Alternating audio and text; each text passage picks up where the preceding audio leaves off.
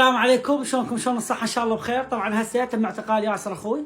رحت له وشفته انه راح يسافرونا الساعة بالستة، وهسه انا بالنسبة لي جيت ابدل وارجع لانه لبست ملابس الوسخة وما لحقنا، وابوي يبكي عليه وامي تبكي عليه والجو احترق عندنا بالبيت، صارت عندنا شوي فاتحة. بس انا عندي موضوع انا بدي اقوله لا يبقى بقلبه وموت. الموضوع الاول الشماتة الكم يوم. شغلة ثانية الناس اللي قامت تنشر له بالجديد حتى تحرض عليه، ان شاء الله ما عليه شيء. شغلة ثالثة لا انتم ولا 10 مثلكم يهمنا، لان انتم ناس هابطين، ناس ما محترمين، تشمتون بالرايح وبالراد. وللعلم هذا اخوي قطعة من قلبي، ما اعيفه ولا اخليه اذا الله انطاني طويلة العمر وطانا هاي القوة. وانتم جاي تشمتون، جاي تكتبون تعليقات، انا جبت اقرا تعليقاتكم. في يوم من الايام اذكر ياسر عنده ام وعنده اب وعنده خوات وعنده اخوه، ما عليك اكتب الكلمة الطيبة حتى لو كان عدوك، وانصر اخاك كان ظالما او مظلوم. وهذا اخوي وانا وياه شي يقدم